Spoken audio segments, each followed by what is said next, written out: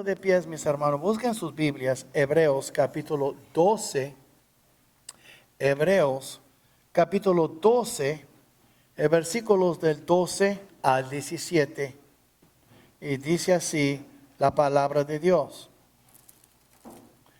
Por lo cual, levantad las manos caídas y las rodillas paralizadas, y haced sendas derechas para vuestros pies, para que lo cojo no se salga del camino, sino que sea sanado. Seguid la paz con todos y la santidad, sin la cual nadie verá al Señor. Mirad bien, no sea que alguno deje de alcanzar la gracia de Dios, que brotando alguna raíz de amargura os estorbe, y por ella muchos sean contaminados. No sea que haya algún fornicario o profano como Esaú, que por una sola comida vendió su primogenitura. Porque ya sabéis que aún después, deseando heredar la bendición, fue desechado. Y no hubo oportunidad para el arrepentimiento, aunque lo procuró con lágrimas. Amén. Pueden tomar sus lugares, mis hermanos. Y hoy vamos a hablar acerca de la conducta del creyente. Recuerde, en los primeros dos versículos hemos visto la carrera del creyente. Estamos en una carrera y la verdad, nosotros estamos corriendo. Y no tanto no contra el otro, sino contra la carne, contra nosotros. Cada uno está corriendo contra el que está en el espejo, hermano. Estamos corriendo para contentar a nuestro Señor. Y es un maratón. Eso es una carrera por vida, de por vida. Y después vemos aquí también el conflicto o el combate del creyente. Vemos aquí que él está en una guerra, combatiendo contra el pecado. Y versículos 3 y 4 nos enseña eso. Hasta el versículo 4 dice, porque aún no habéis resistido hasta la sangre, combatiendo contra el pecado. Es un buen versículo para la iglesia americana y mexicana. Vivimos en países donde la iglesia tiene libertad. Todavía no hemos sangrado por nuestra fe. Digo todavía porque no sabemos lo que nos espera. En otros países hay cristianos que mueren por su fe. Y nosotros todavía estamos combatiendo contra el pecado. Y notan ustedes aquí, contra el pecado. ¿Por qué? Porque éramos esclavos del pecado y Él nos libró. Y el pecado quiere volver a agarrar a su esclavo. Porque fuimos librados en Cristo. Pero el pecado nos suelta. Pero nosotros tenemos el poder. Porque mayor y poderoso es el que está en nosotros. Y vemos también entonces ahora en versículos del 5 al 11, la corrección. Hemos visto ya la carrera, el combate, ahora la corrección. Como un padre corrige a sus hijos. Tanto que nos azotea, dice la Biblia. En versículo aquí, versículo 6, porque el Señor al que ama, disciplina y azota a todo el que recibe por hijo. No a algunos, a todos. ¿Por qué? Porque todos salimos de una vida pecadora, de un ambiente sin Cristo. Y ahora que estamos en Cristo, todavía traemos el equipaje del mundo y de la vida pasada y de la carne. Y poco a poco tenemos que soltarla. Y el Señor nos disciplina porque nos ama. Hablamos de eso la semana pasada. ¿Qué es lo que hemos visto? Estamos en una carrera, estamos en un combate. Y somos corregidos. Y ahora, todo eso debe de producir una conducta ejemplar. Entonces aquí, él comienza en versículo 12, con las tres palabras, por lo cual, es decir, ya hablé de una carrera, ya hablé de un combate, la guerra, ya hablé de la corrección, la disciplina, ahora quiero hablarles, dice el autor de Hebreos, a la conducta del creyente. Porque estos primeros 11 versículos de capítulo 12 son diferentes alegorías que el apóstol utiliza para mostrarnos que nos quiere llevar a una conducta ejemplar que glorifica a Dios. Entonces, en la vida del creyente. Y vemos entonces aquí que escribió el apóstol Pablo en 1 Timoteo 3:15, no hay que buscarlo, pero él dice, para que sepas cómo debes conducirte en la casa de Dios. Él nos dio ciertas cosas en 1 Timoteo 3. Y ahí está hablando a Timoteo, pero también a nosotros. De donde el Señor nos enseña cómo debemos conducirnos en su casa. Pero también si ustedes leen, hermanos, en Colosenses 4, en versículo 5, dice también, andad sabiamente para con los de afuera, redimiendo el tiempo. Debemos de andar sabiamente, no nada más en la iglesia, pero con los de afuera. Entonces, vemos aquí, obviamente el Señor desea de cada hijo una conducta buena y constante dentro y fuera de la iglesia.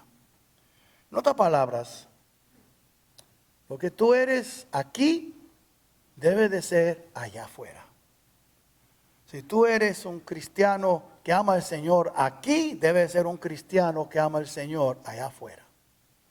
Su comportamiento entre los hermanos debe ser lo mismo que su comportamiento entre los gentiles, los que no conocen a Cristo.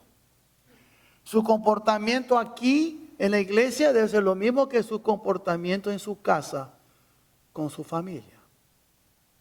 Su comportamiento aquí en la iglesia debe ser lo mismo que su comportamiento en su trabajo.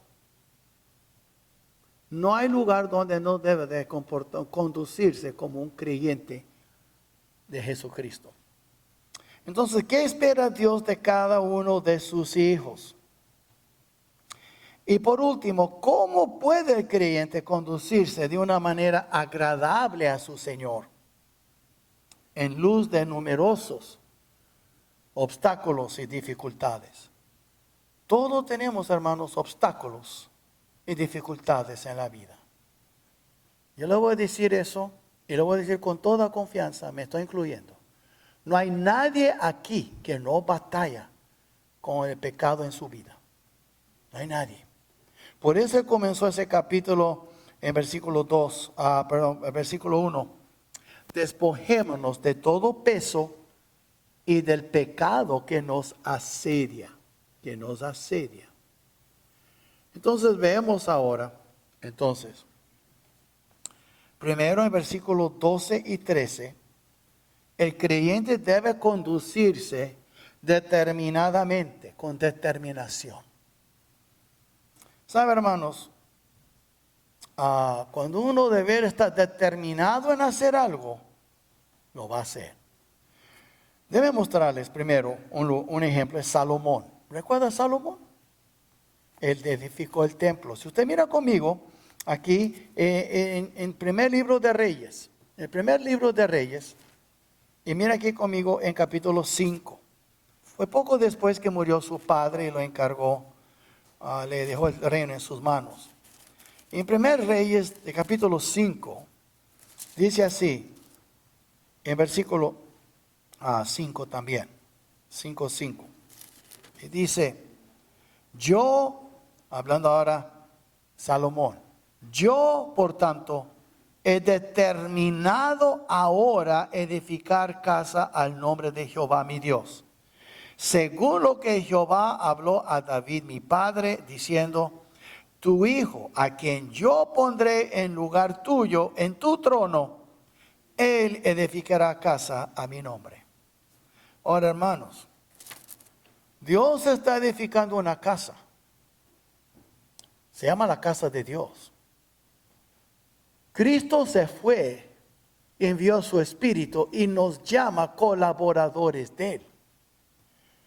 Entonces, así como Salomón dijo, yo, dice, por tanto he determinado ahora edificar casa en nombre de Jehová mi Dios. Él determinó y lo hizo ahora. Es muy importante entender eso porque la verdad es, él lo determinó, fue determinado y lo hizo. Y qué bonito fue la casa de Dios. Y vemos entonces ahora, alguien más. Y él era joven, hermanos. Él era muy joven, dice la palabra de Dios. Y después vemos también otra persona, su nombre era Ezequías. Mira conmigo el segundo libro de Crónicas, que después de Reyes está Crónicas. En segundo libro de Crónicas, y vemos aquí capítulo 29. Vamos a capítulo 29. Había un rey Ezequías, que era un buen rey. Y él era joven.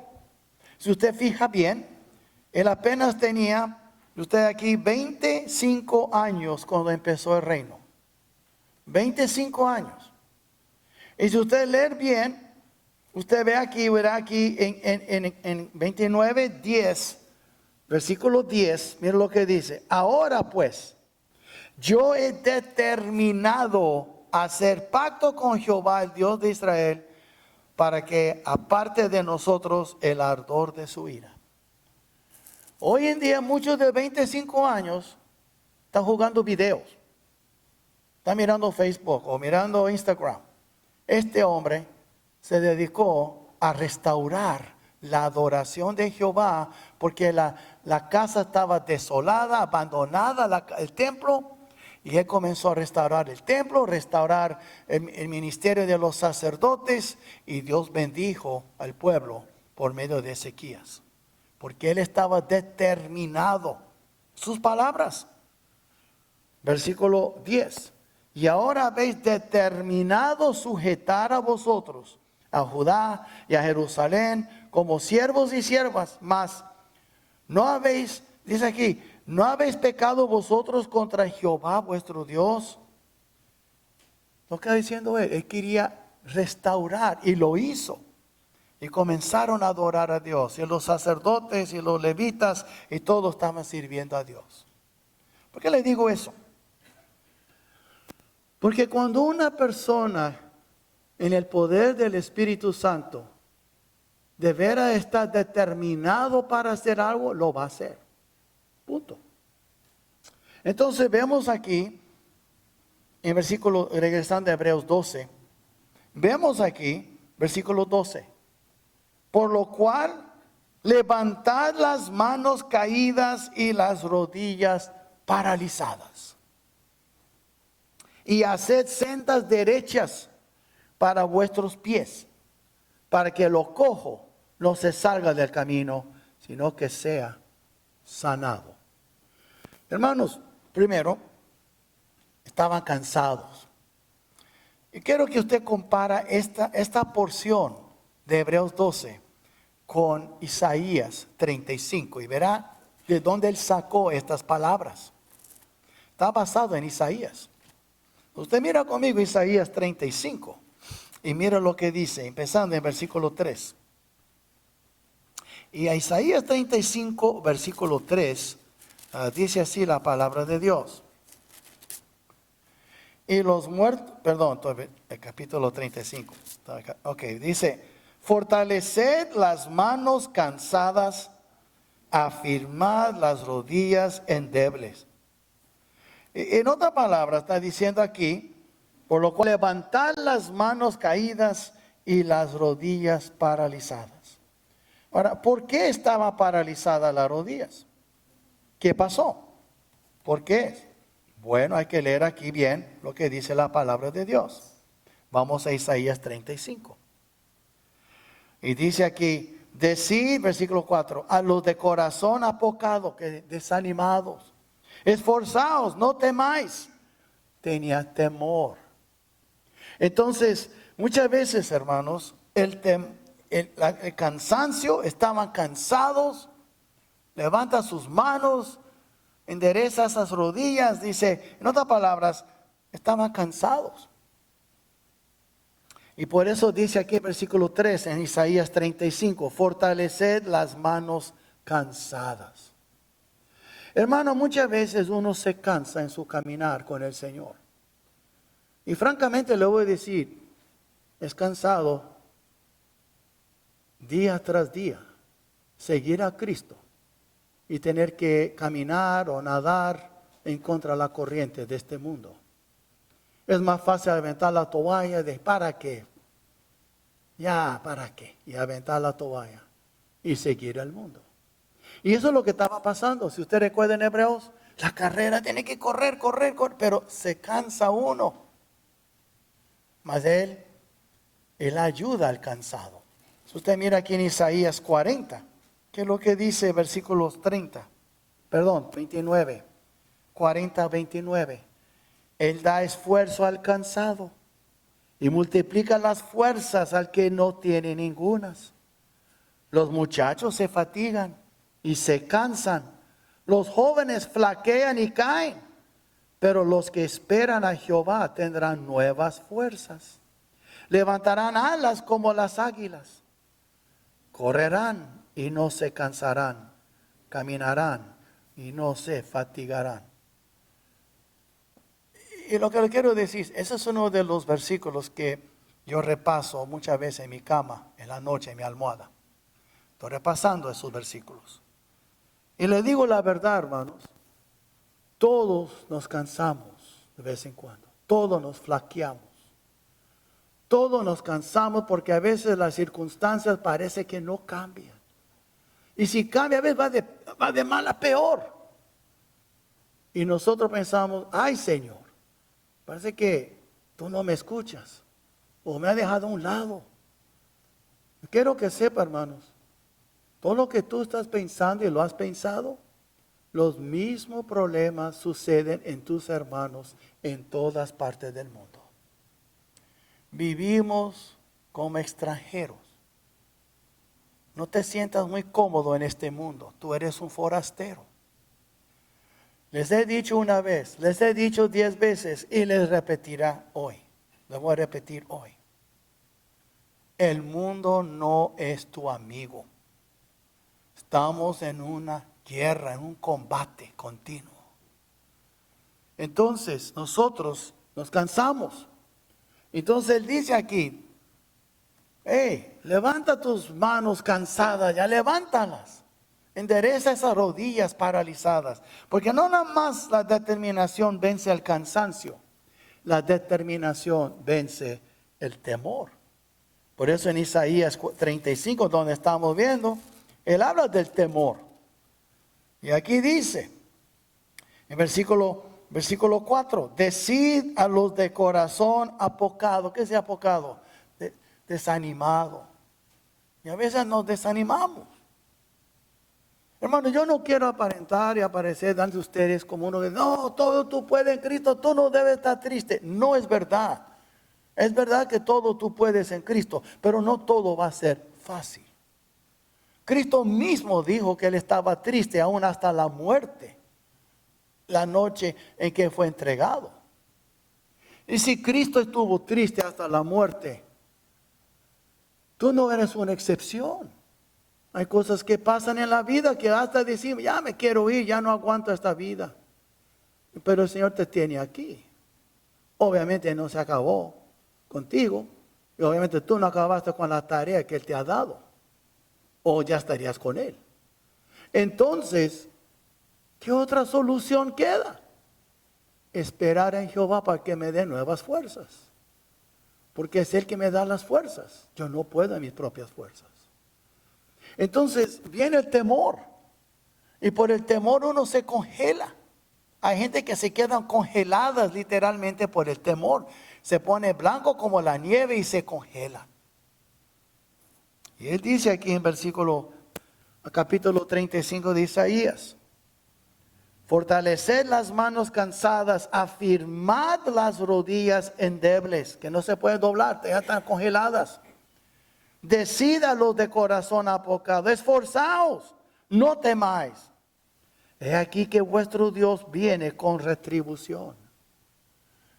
Todo lo que tú estás sufriendo ahora porque el diablo te ha hecho la vida imposible, un día Él va a pagar por todo lo que ha hecho. Aún los hombres que no conocen a Cristo, te ha hecho la vida imposible, un día ellos van a pagar. Habrá retribución, pero hasta que el día llegue, nosotros tenemos que perseverar. Ahora, algo más.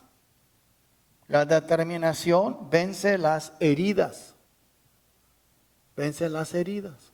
Si usted mira conmigo aquí en Isaías 35, versículos 5 y 6. Dice, vamos a leer 34 el fin. Dios viene con retribución, con pago. Dios mismo vendrá y os salvará. Un día Él viene, hermano. Nuestra mirada tiene que estar puesta en Él. Él viene por nosotros. Entonces los ojos de los ciegos serán abiertos y los oídos de los sordos se abrirán. Porque a veces, hermano, andamos como ciegos.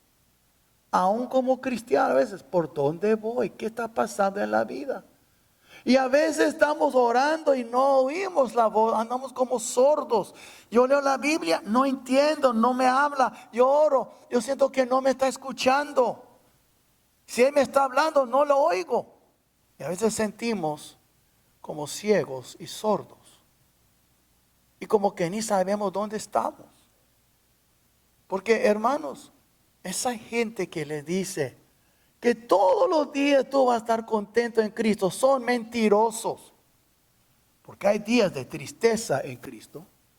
Y sí hay días de a veces que parece que estamos sordos y ciegos, no veo por dónde voy, no oigo la voz del Señor.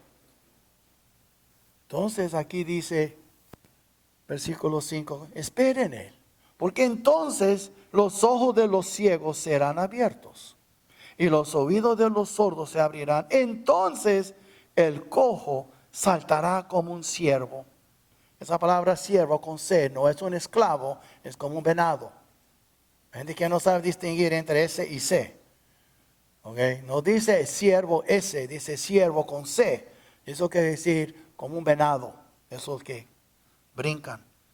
So dice, entonces el cojo saltará como un ciervo y cantará la lengua del mudo. Ni puede hablar, ahora va a estar cantando. Porque aguas serán cavadas en el desierto. ¿Qué está diciendo él? A veces sentimos que andamos por un desierto. Y a veces ponemos una fachada, una máscara en la iglesia, todo está bien, pero vivimos una miseria cuando no estamos en la iglesia. Pero no queremos que nadie se entere. Hay hermanas que sufren con sus maridos, hay esposos que sufren con sus esposas, hay padres que sufren con sus hijos, hay hermanos que sufren en sus trabajos, pero pone una sonrisa en la iglesia, pero en realidad no están sonriendo en sus vidas. Están viviendo una miseria. Y si lo que digo no suena espiritual, lo siento, pero la tristeza es parte del espíritu. Y a veces sufrimos. Por eso encontramos versículos así. Y por eso dice Pablo, levantad las manos, endereza las rodillas paralizadas, porque a veces viene cansancio, temor, y a veces hay heridas. Después leo aquí en versículo 6 de 35 de Isaías.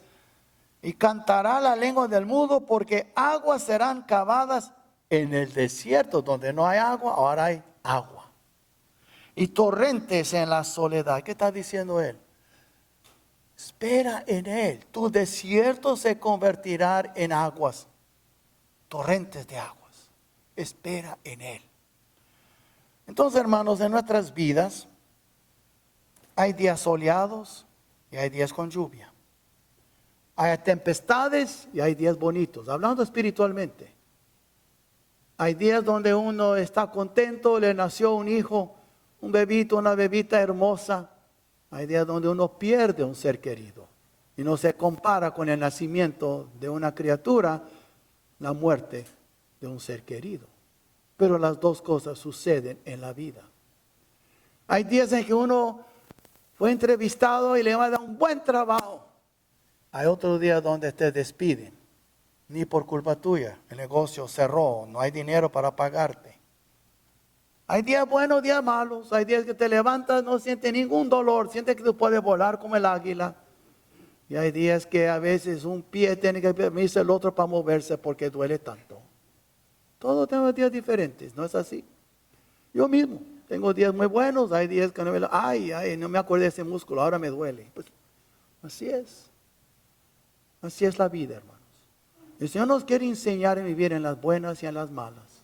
Pero siempre con la mirada puesta en el que Él es el soberano. Y Él es el todopoderoso. Y tus fuerzas no están en ti, están en Él. Él da fuerza al cansado. Él da fuerza al que no tiene ninguna. Vemos entonces que regresamos ahora a Hebreos. Y vemos aquí entonces, cuando leemos versículos 12 y 13. Por lo cual levantad las manos caídas y las rodillas paralizadas. Tú eres un atleta, tienes que correr. Tú eres un soldado, tú tienes que pelear. Tú eres un hijo, honra a tu padre. Eso es lo que está diciendo él aquí. Y a veces lo más difícil de los tres, la disciplina del Señor.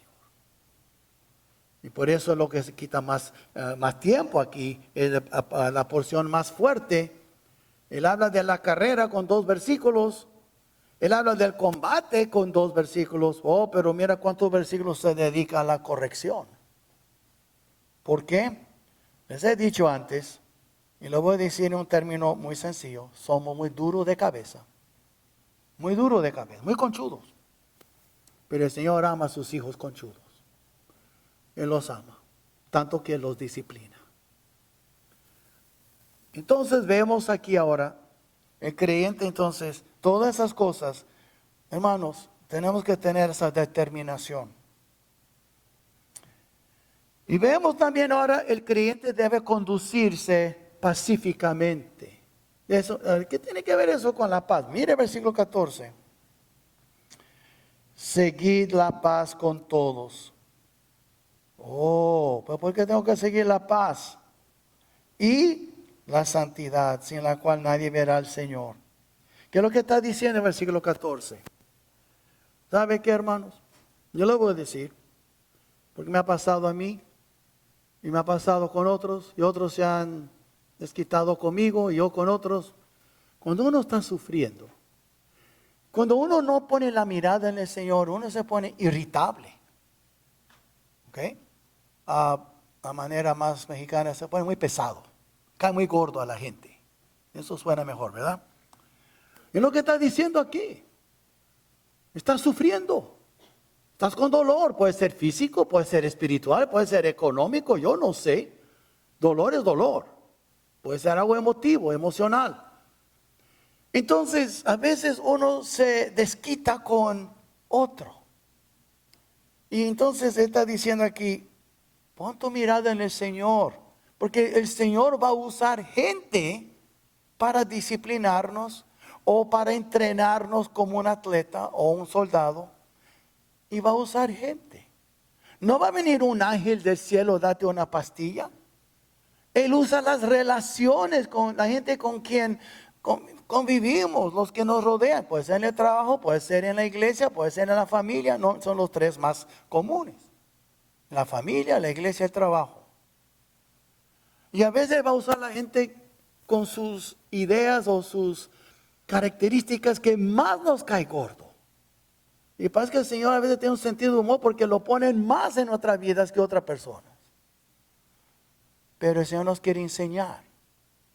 Y muchas veces se nos olvida que la Biblia habla de que el fierro con fierro se afila. En todas palabras, hermanos. Si yo soy un instrumento en la mano del Señor, digamos soy una espada, Él no va a usar un estambre de lana para afilarme. Él no va a usar una pluma, va a usar una piedra para afilarme. O otro fierro, algo. Y el Señor va a usar a la gente más difícil en tu vida para afilarte, para hacerte un instrumento útil en sus manos. Y a veces se nos olvida eso. En vez de quejarnos contra esa piedra que Dios está usando. No, hombre, esa hermana me cae tan gorda, tú no sabes cómo. Gloria a Dios por esta hermana. ¿Y sabes qué? Tal vez tú también le caes gorda a ella. Y uno con uno se va afilando y haciéndose un buen instrumento para el Señor. El secreto es no poner tu mirada en el instrumento que Dios está usando. Pon tu mirada en cuyas manos está el instrumento. Y eso es algo, hermanos, diría que es la clave, pero es la única manera de crecer en tu fe. Si no, tú te vas a convertir en un quejón, llorón, un policía mirando todo lo demás, sus errores, pero no te das cuenta de tus propios. Y tú estás sacando la paja del ojo de tu hermano y no ves la viga enfrente de la tuya. Hablo por experiencia, hermanos. Porque a veces, pues ya tengo mis años en el ministerio, ¿verdad? Y cuando era más joven, aún hace mucho, hasta 10 años para atrás, yo enfocando en las pajas hasta que el Señor me mostró mi viga. Entonces, ¿quiénes somos? Para estar es una cosa llamar la atención, hermano, para ayudarle, orar con él. Otra cosa, juzgar en tu corazón. Y Santiago habla de eso también. No somos jueces, pero somos hijos e hijas de Dios. Pero somos instrumentos en sus manos. Vemos entonces, el creyente debe conducirse en el mundo. Si usted mira Romanos 12, versículo 18. Romanos capítulo 12, en versículo 18. ¿Sabe lo que dice? Y está hablando aquí delante de todos los hombres. Dice, si es posible, porque a veces no es posible. En cuanto dependa de vosotros, estad en paz con todos los hombres. No nada más los cristianos, todos. Hay unos implacables, yo sé, hay unos que no se puede, pero lo más posible. En cuanto dependa de vosotros. Si no hay paz, que no sea tu culpa, está diciendo Pablo. Que sea culpa del otro. Y nunca olvida de eso. Y muchos de ustedes, no, pues yo traté. No. El amor que todo lo soporta. Todo. Y después vemos también tenemos que andar pacíficamente, conducirnos pacíficamente en la iglesia. Que dice en Efesios capítulo 4. Y aquí dice, después de Gálatas está Efesios. En Efesios capítulo 4, versículo 1 al 3. Yo pues, preso en el Señor, os ruego que andéis como es digno de la vocación con que fuisteis llamados, con toda humildad y mansedumbre, no con este aire de superioridad, soportándoos con paciencia los unos a los otros en amor. Hermanos, cuando muchos leemos eso, queremos que todo nos soporta a nosotros. No dice eso. Soportar los unos a los otros. ¿Por qué? Porque todos somos criaturas imperfectas. Y todos tenemos detalles en nuestras vidas. Y algunos detalles no son errores, son horrores. Y el Señor dice, aún a los horrores, ámalos, perdónalos, demuestra misericordia para con ellos. Y aquí dice, sigue leyendo aquí en capítulo 4, versículo 3, solícitos en guardar la unidad del Espíritu en el vínculo de la paz. Recuerde que es el Espíritu Santo el que está obrando en nosotros. La unidad que hay, yo sí creo que hay, hermano, se lo digo con todo mi corazón. Yo creo que hay unidad en esta iglesia. No es una iglesia perfecta, podemos mejorar en toda área, pero somos una iglesia unida. ¿Y por qué? Es obra del Espíritu Santo. Es Él que está obrando en nosotros. Y gloria a Dios, porque yo no tengo el poder, ni nadie aquí, de obrar esa unidad y esa paz y este amor. Es el Espíritu Santo. Porque aquí somos, como dice la Biblia, la casa de Dios. Él vive en nosotros. Él habita en nosotros. Entonces vemos aquí, el creyente debe conducirse pacíficamente. Tú debes ser un hacedor de paz, no un problemático. Y cuidado con tus comentarios. Cuidado. Tú crees que está hablando más con una persona, pero a hablar con otra y otra y otra, y ahí comienzan los problemas. Cuidado con tu lengua. Y después vemos que el creyente debe conducirse piadosamente. Así que dice en Hebreos 12, versículo 14. Seguir la paz con todos, debemos de andar pacíficamente, y la santidad sin la cual nadie verá al Señor. Eso no está hablando de salvación, porque está hablando a los hermanos. Pero lo que está diciendo, recuerda que hemos visto antes que a veces andamos como ciegos, como sordos, no oímos tampoco, como mudos, no hablamos. Y sentimos como que no podemos oír, no podemos hablar, no podemos ver. Y Dios se apartó de mí. Él no se apartó de ti. Tú te apartaste de Él. Si Dios te parece tan lejos, adivina quién se movió. El Señor nunca te ha dejado. Pero a veces nosotros lo dejamos a Él. Y andamos como un niño perdido en el mall o una ciudad grande en el centro. Y el niño se extravió por su lugar. Él dejó a sus padres, porque los padres nunca dejan a su hijo, y los padres andan buscando a su hijo. Y vemos entonces aquí que el creyente debe conducirse piadosamente, en santidad.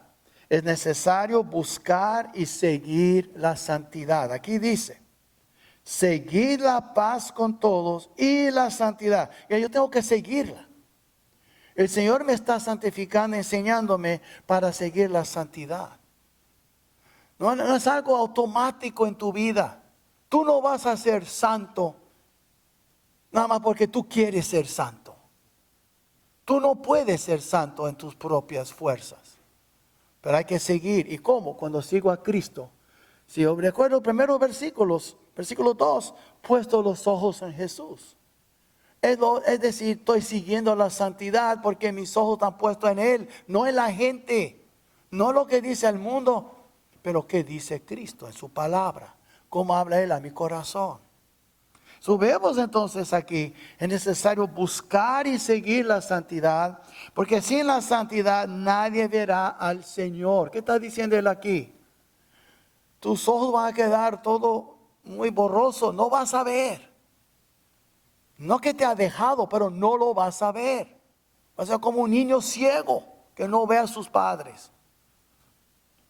En otras palabras, cuando tú creces en santidad, tú creces en el conocimiento de tu Padre. Eso es lo que está diciendo. Y tanto que Él dijo en las bienaventuranzas, en capítulo 5, bienaventurados los de limpio corazón, porque ellos verán a Dios. Dios quiere un corazón limpio. Tenemos nosotros que confesar nuestros pecados para que Él nos perdone y nos limpie de toda maldad. Y ahora podemos verlo porque nuestros ojos están sucios. No vemos o estamos ciegos. Y Él quiere darnos una buena vista o visión de quién es Él. La Biblia dice para crecer en la gracia y conocimiento del Señor. Pero a veces no crecemos. Y hemos inventado un Dios en nuestras mentes que no está en la Biblia. A veces en vez de un Padre celestial es un abuelito celestial y queremos que nos chifla, que nos consiente. Está bueno que los abuelos consienten a los hijos, los nietos, pero no los padres. Porque soy abuelo, yo puedo decir eso, pero digo es bueno porque tú lo ves un ratito, ¿verdad? Y tú quieres estar con ellos, pero los padres están siempre con sus hijos. Y es deber de los padres. Yo cría a usted o usted cría a los suyos, así pienso yo. Bueno. Y el Padre nuestro no es un abuelito celestial, hermanos. Él es un Padre que nos azota, nos disciplina, nos corrige. Y veamos entonces aquí, Él quiere que tengamos buena visión para poder verlo, pero no podemos si no hay santidad en nuestras vidas. Tú no puedes vivir como un mundano, llamarte cristiano y creer que el Padre te va a contestar y va a tener una relación hermosa con Él como que nada está pasando. Después lo que voy a decir, ¿crees que Él es un tonto? ¿Crees que Él es un tonto? No. Pero si tú crees que te va a escuchar viviendo como tú vives, tú eres el tonto. Piénsalo. Nuestro Padre demanda santidad, requiere santidad. Él nos dice, sed santo porque yo soy santo. Y cuando uno, déjame poner en términos muy sencillos. Cuando uno es desobediente, es necedad. Lo que dice la Biblia, es un necio. Y nosotros no queremos ser necios. Entonces por eso Él dice lo que dice aquí. Sin la santidad, sin la cual nadie verá al Señor. Y después vemos también que es cuando el creyente más se parece a su Señor, cuando andamos en santidad. Porque Él dijo, sed santo porque yo soy santo. Cuando soy santo soy más como Él. Cuando no soy santo soy menos como Él. No hay medio, no hay un lugar neutral. O eres o no eres un santo que andas en santidad. Tú no puedes ser un santuche el domingo y vivir como el diablo de lunes a sábado. No funciona así. Él te mira 24 horas, 7 días a la semana, 365 días al año. Siempre. Cuando estás durmiendo, cuando estás despierto, Él te está mirando. Vemos entonces, el creyente también debe conducirse humildemente. Versículo 15. Mirad bien, no sea que alguno deje de alcanzar la gracia de Dios. Wow, es muy profunda esas palabras. Que brotando alguna raíz de amargura os estorbe y por ella muchos sean contaminados. ¿Qué quiere decir eso? Primero, es muy importante entender eso. ¿Cómo es posible no alcanzar la gracia de Dios? ¿Qué sucederá con tal persona?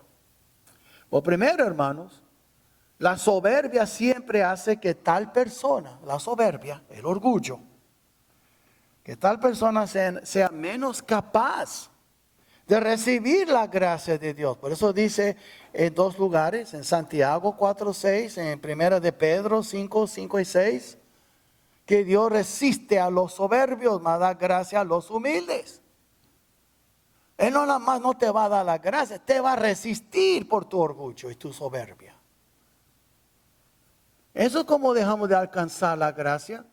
El orgullo, la soberbia, la jactancia o arrogancia, cualquiera de esas palabras. Cuando tú te crees más de lo que eres y tú te crees más que los demás, por eso tienes que humillarte. Y la Biblia dice, cuando dejamos, entonces la soberbia no nos permite recibir la gracia de Dios. Y sin la gracia de Dios, ¿sabes qué va a pasar? Te conviertes en un amargado. Ahora, tú puedes cantar himnos, venir a la iglesia, cantar alabanzas, hablar palabras sabias con la gente y tú todavía sigues siendo un amargado. ¿Cómo es eso? Por haber dejado de alcanzar la gracia de Dios. Y por eso dice aquí en versículo 15, que brotando alguna raíz de amargura os estorbe y por ella muchos sean contaminados. Pero ¿cuál es el contexto aquí? El que deja de alcanzar la gracia de Dios. Escúchame bien. O serás lleno de amargura o serás lleno de la gracia. Pero los dos nunca pueden convivir en el mismo corazón. ¿Ok? Ahora, si usted lee bien aquí, la amargura engaña a uno mismo. ¿Sabe? En Deuteronomio Moisés dijo esas palabras. Antes de morir, Moisés dijo unas palabras. De eso se trata Deuteronomio. Y si usted mira conmigo, Deuteronomio 29, mira lo que dijo Moisés. Y vamos al versículo 18. 29, 18 de Deuteronomio. Y dice así. No sea que haya entre vosotros varón o mujer. Ahora mire, él no se limita nada más a una persona. Varón o mujer o familia, porque normalmente el hombre o la mujer en la familia contamina a su familia. Yo he visto esposas contaminadas por sus maridos. Yo he visto esposos contaminados por sus esposas. Y después se contaminan y con toda la familia y después se apartan del Señor. Y Él dice, no sea que haya entre vosotros varón o mujer, o familia o tribu, cuyo corazón se aparte hoy de Jehová nuestro Dios, para ir a servir a los dioses de esas naciones, no sea que haya en medio de vosotros raíz que produzca hiel y ajenjo. Esa es la amargura, raíz de amargura que mencionó en Hebreos. Y después, usted mira aquí, y versículo 19, y suceda que al oír las palabras de esta maldición, aunque está aquí en la Biblia, está advirtiéndonos, cuidado con eso, ajenjo, cuidado con ese hiel, esta amargura. Versículo 19, y suceda que al oír las palabras de esta maldición, él se bendiga en su corazón. Yo estoy bien con el Señor. Aunque tú eres un amargado, una amargada, tú estás bien con el Señor. Él se bendiga en su corazón, diciendo, tendré paz, aunque ande en la dureza de mi corazón, a fin de que con la embriaguez quite la sed. Y comienza, dice, para abajo más y más y más y más en su vida espiritual. Él mismo se bendice. ¿Y cuántas personas se dicen, yo ando bien, yo estoy bien, pero no anda bien? Él o ella no anda bien. Es el engaño de la amargura, de un corazón sin la gracia de Dios. Entonces, ¿cómo puedo yo recibir la gracia? Humíllase delante del Señor. La humildad es necesaria. Usted mire el libro después de Hebreos, es Santiago. Voy a predicar sobre Santiago para que sepan un rato, más adelante. Pero usted mira el libro de Santiago, capítulo 4. Mira lo que dice. Versículo 6. Pero Él da mayor gracia, por esto dice, Dios resiste a los soberbios y da gracia a los humildes. Someteos pues a Dios, resistid al diablo y huirá de vosotros. Tiene que someterse. Pero mira aquí versículo 10. Humillaos delante del Señor y Él os exaltará. Ahí está. Mira el libro que sigue. Primero de Pedro, capítulo 5. Mira lo que dice aquí. En el capítulo 5, versículo 6. Humillaos pues bajo la poderosa mano de Dios. Sí, la que me anda azotando, sí, esa mano. Para que Él os exalte cuando fuere tiempo. No nos humillamos. Entonces no está la gracia de Dios. Y más nos disciplina para que recibamos más de su gracia. Tenemos que humillarnos. Hay mucho orgullo en nosotros. Y después vemos entonces también, el creyente debe conducirse sabiamente. Sabiamente. ¿Qué dice el versículo 16 de Hebreos 12? No sea que haya algún fornicario o profano como Esaú, que por una sola comida vendió su primogenitura. Eso está en Génesis 25. Por unas lentejas vendió su primogenitura. Porque ya sabes que aún después, deseando heredar la bendición, fue desechado. Y no hubo oportunidad para el arrepentimiento, aunque la procuró con lágrimas. ¿Qué está diciendo él aquí? Primero, es sabio reflexionar sobre su condición delante de Dios. Una de las oraciones más valientes que tú puedes hacer, pero de corazón, y prepárate, porque lo va a contestar si lo haces de corazón. Señor, muéstrame mi corazón, quiero verme como tú me ves. Ay de ti cuando pides eso, porque hablo por experiencia, pero es necesario. Digo, ay de ti si no lo haces. Es doloroso, pero es importante que tú conozcas tu corazón, porque tu corazón te va a engañar. Solo Cristo puede abrir tu corazón, tus ojos, para que tú veas la condición verdadera de tu corazón. Y no crees que lo va a hacer con un angelito. Va a poner gente en tu camino que te hace tropezar, que te va a caer bien gordo. Pero esas son la gente que Dios va a usar para mostrarte tu corazón. Es sabio reflexionar sobre su condición delante de Dios, hermanos. No vives engañado. Es sabio reflexionar sobre las prioridades del corazón. Esaú puso su prioridad sobre una comida física en vez de su primogenitura eterna. Él puso la mirada, su vista era muy corta. Es lo que está diciendo aquí, no sea como Esaú. Y es sabio, hermano. Muchos de nosotros, por el trabajo, por el dinero, a veces, por las comodidades, dejamos de servir al Señor. Dejamos de dar al Señor. Dejamos de buscar al Señor. Porque andamos tan entretenidos y ocupados en cosas de este mundo.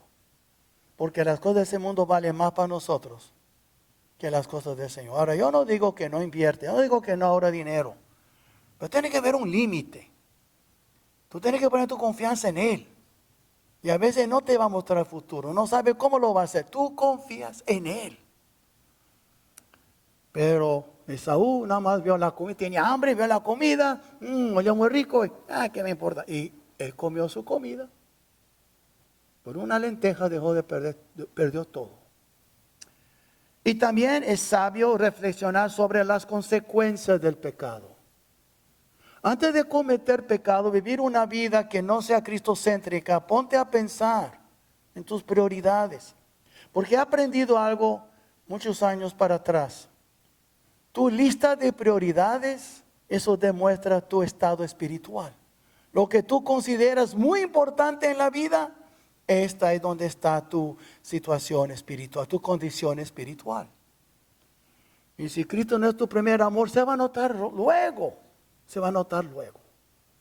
Si tu prioridad es más en tu dinero, tu carrera, tu negocio, tu salud, tú puedes invertir horas en un gimnasio y 2 minutos en la palabra. ¿Qué dice eso? Tú comes con mucho cuidado, compras las mejores comidas para tu salud, pero espiritualmente tú eres un desnutrido. ¿Qué dice eso? Tú no corriges a tus hijos reconociendo que tú eres un mayordomo, administrador de esas criaturas y tú no los enseñas bien, no los disciplinan. ¿Qué dice eso de tus prioridades? Todas esas cosas. Y cuando un hombre o una mujer es infiel a su cónyuge, ¿qué dice eso de sus prioridades? Todas esas cosas. Tu vida es ¿sabe qué? Es una continua lista de prioridades delante de toda la gente. Todos pueden ver cuáles son tus prioridades. Y vemos entonces aquí, es sabio reflexionar sobre las prioridades y las consecuencias del pecado. Porque tu lista de prioridades va a producir consecuencias. Y si Cristo y Dios no es tu primera prioridad, no es tu primer amor, vas a pagar las consecuencias. Tenlo por seguro. Porque si usted no pagaría, yo no pagaría las consecuencias, Dios sería burlado. Y Dios no se ha burlado. Porque todo lo que sembramos vamos a recoger. ¿Qué es la conclusión de todo eso? Como digo, mi manera de predicar, usted ya sabe, es más como un estudio. Por eso le doy nota, porque ustedes repasan y ven. Pero más que eso, es para aplicar a nuestras vidas. Dios, hermano, nos ha enseñado cómo debemos de conducirnos. Si lo único que hacemos es desear todo el tiempo y nunca cumplir con lo que sabemos que debemos hacer, nos estamos engañando a nosotros. Yo sé que debo de orar. Tú dices, por años, ya, ponte a orar. Yo sé que debo asistir a la iglesia más. Pues, ponte a asistir. Mejor calentar la banca aquí que en la casa. Ponme aquí, vas a escuchar algo bueno. Piénsalo. Yo sé que debo corregir a mis hijos. Corrígelos. ¿Qué dice? Ya tiene 20 años de edad. Ya no puedo, porque no le hiciste. Años para atrás, Nike, que yo no confío en esa compañía, es mala, pero porque usan esclavos cristianos en China para hacerte sus tenis. Yo no compraría Nike. Pero uno que le voy a decir. Nike tenía 2 palabras que decían hace unos años para atrás. Do it. Do it. Hazlo. Eso es todo. Hazlo. Deja de estar diciendo lo que tú quiero. Yo sé que debo. Es mentira. Porque si usted de veras desearía hacerlo, lo harías. Deseaba casarte, te casaste. Quería comprarte ese carro, lo compraste. Compraste la tele, sí. Miraste el movie, sí. Todo lo que tú quieres, tú haces. No me digas que tú quieres. Hazlo. El Señor está cansado también de escuchar de tu boca debo de orar más. Yo quisiera orar. Tú no quieres orar más o lo hubiera hecho. Tú no estás engañando a nadie. No te engañas a ti mismo. Hazlo. Es lo que está diciendo Pablo aquí en Hebreos. Hey, levántate ya. Que estés determinado. Levanta esas rodillas dobladas y paralizadas. Levanta esas manos caídas. Hazlo ya. Tú tienes el poder, todo lo puede en Cristo. Hazlo. Ese es el punto. Y algunos aquí, si se descuidan, irán a la tumba siempre deseando y nunca haciendo nada. Y Dios va a demandar. Tantos años diciendo que tú querías, nunca lo hiciste, mi hijo. ¿Por qué no? Pues tú te vas a arrepentir, pero es muy tarde. El tiempo se acabó. Va a llegar el fin de tu vida y va a ver que la desperdiciaste nada más en el dinero, pensando o en la familia, o buen tiempo, o esto, el otro. Y nunca de veras pusiste al Señor primero en tu vida. Nunca. Ay, piénsalo. Tenemos nosotros que entender que Dios nos ha equipado con su gracia para darnos todo lo necesario para vivir una vida victoriosa y agradable a Él. Él nos ha dado su gracia. No la desperdicies. No falla la gracia. Él te ha dado su gracia. El hecho que tú deseas hacer lo que acabamos de hablar es la gracia de Dios. Ahora, no la falles. Si Él puesto ese deseo en ti, hazlo. Yo por muchos años, tengo que orar más, tengo que orar, y no lo hacía. Tengo que tener mi tiempo con el Señor, y no lo hacía. Hasta por fin el Espíritu Santo me tocó. Hazlo. Tuve que hacerlo. No hay otra manera, hermanos. Es como si tú quieres perder peso. Yo siempre he dicho, vas a perder peso más en la cocina que en el gimnasio. ¿Ok? Y tú dices, no debo comer tanto azúcar y tanto pan. Pues deja de comerlo. Y tú tienes 20 años diciéndolo y sigue creciendo y tú no dices, no haces nada. Pero tú lo dices. Yo sí quisiera perder peso. ¿De veras quieres perder peso? Piérdelo. Sí, eso que me refiero. Y en lo espiritual es igual. Hablamos y hablamos, pero no hacemos nada. No te engañes con esos deseos. Es el diablo engañándote. Lo importante, tú tienes el deseo. No lo tienes el deseo. Porque de verlo lo tuviera, lo haría. Lo que tú tienes es la culpabilidad y te sientes culpable. Eso es lo que es, pero no es un deseo. Porque el deseo lo vas a hacer. Y vemos también, debemos de ejercer la sabiduría en nuestro andar cotidiano. Es como dice en Efesios 5:15. Mirad pues con diligencia cómo andéis, no como necios, sino como sabios. No como negligentes, pero con diligencia, no con negligencia. ¿Cómo andéis? ¿Somos sabios? ¿Somos diligentes? ¿O somos negligentes? Y por eso el Señor nos permite sufrir para enseñarnos. Nadie gana una medalla de oro en Olímpicos si no entrenó y entrenó y entrenó. No ganamos batallas en la guerra si no estamos entrenados. Y no podemos alegrar a nuestro Padre si no somos corregidos y disciplinados. Y no podemos honrarle y brillar nuestra luz en medio de una generación mala y maligna si no nos conducimos de manera bíblica y santa. Y por eso, hermanos, yo creo que es tiempo ya de dejar de desearlo y hazlo. Bueno, de ustedes, Dios está hablando, deben ayunar y no ayunan. Yo debo de, hazlo. Ponte a orar y decir, Señor, tal día voy a ayunar y punto. Ya, establezca un día y no te echas para atrás. Por ejemplo, hoy es domingo, y Dios te ha tocado para ayunar, ok. Señor, voy a orar mañana, voy a ayunar el martes. Ok, pero llega el martes, no te echas para atrás, hazlo. ¿Me explico, hermanos? Tenemos que ya ser más determinados. No como wishy-washy, ¿sabe? Muy voluble, que sí, que no, hermanos. Dios quiere un pueblo fuerte, un pueblo estable, no un pueblo desorientado.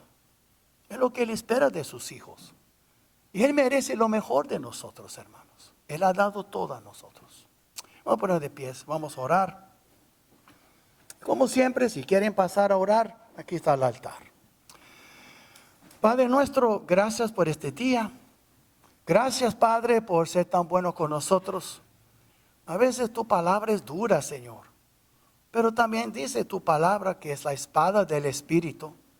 Esa espada que penetra, Señor. Que es difícil. Pero gracias por tu palabra. Gracias por ella. Y Señor nuestro, enséñanos que seamos hacedores y no nada más oidores. Y nada más deseando hacer eso y deseando hacer el otro. Pero que seamos cumplidos con lo que tú has puesto en nuestros corazones. Enséñanos, Padre, que seamos buenos atletas, buenos soldados, buenos hijos y buenos ejemplos en este mundo. Entonces te lo pedimos, Padre nuestro, en el precioso nombre de Cristo Jesús. Amén.